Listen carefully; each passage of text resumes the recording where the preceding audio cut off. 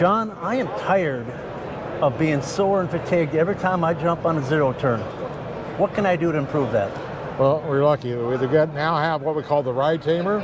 It's a retrofit model that bolts onto almost any fork in the industry for zero-turn mowers. And it has a rubber torsion suspension in it, and it gives you travel. You get 2 inches of up travel, 3 inches of down travel, to give you a really smooth ride.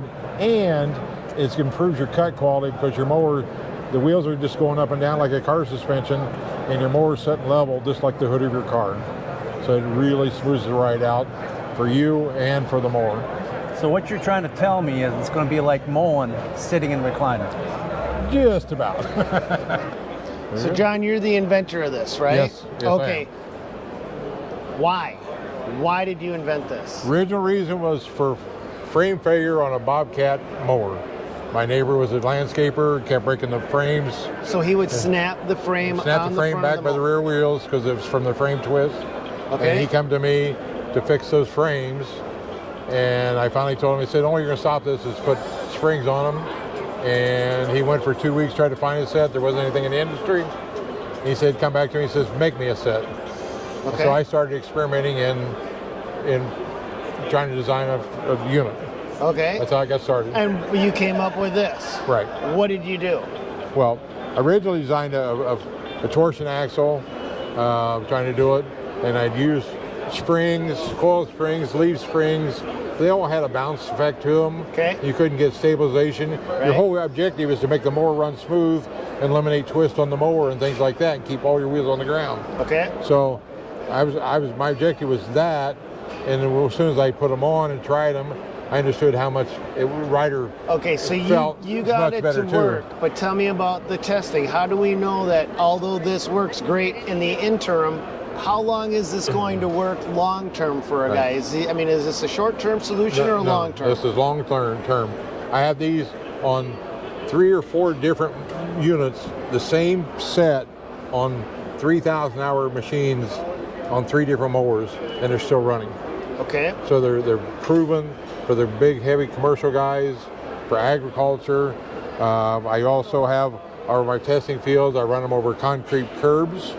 I run them over into posts around the field, like a horse field with posts. So now this is a plug and play removal system, right? Yes. So this isn't something that you can just slide something in. You actually start from this point to this point and completely remove everything, which makes this universal? Yeah, universal. Okay, so it's almost any brand, any model. Right. Well, there's a few we don't fit, but we're fixing on the next production so we fit almost every model in the industry. Okay. And it's just a replacement part that goes inside the unit for the rubber torsion. So this is the heart and soul of this unit. That's a smaller version of it, but it's so you can actually squeeze it. Okay, so this is the cushion. Right.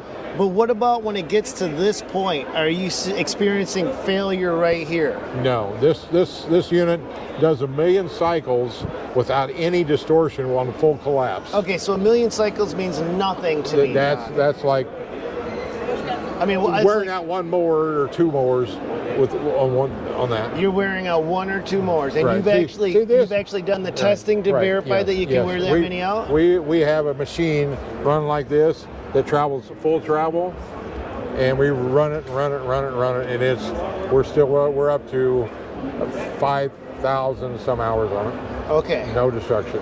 And this unit was designed from the manufacturer to run a million cycles with no distortion, and about 17 million before it actually failed. Does this improve cut quality, rider life, the life for the operator? Is the operator coming back less fatigued? Tell me about that. Why, there's got to be more to this.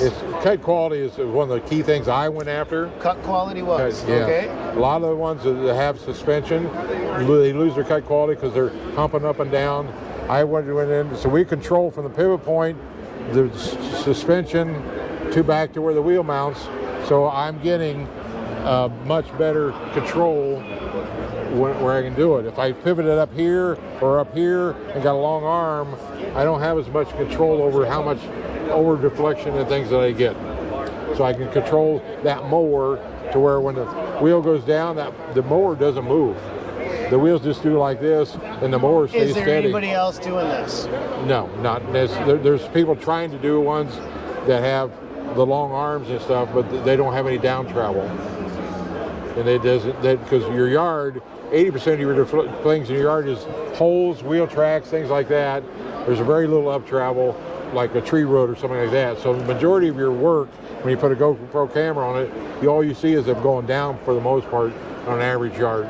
You don't see a lot of up So it's travel. chattering. So the front wheels will then do the crazy wheel? Still does the crazy wheel. Okay, but this one won't because it's giving down pressure and up pressure, so it's controlling the ride while you're driving. So it keeps a consistent deck height. If I go to twist or whatever, they just average out and keep my mowers steady. Cool. All right. And it's super on ride comfort. I mean, and what is this called? This is called the Ride Tamer. The Ride Tamer. There you go, by May West.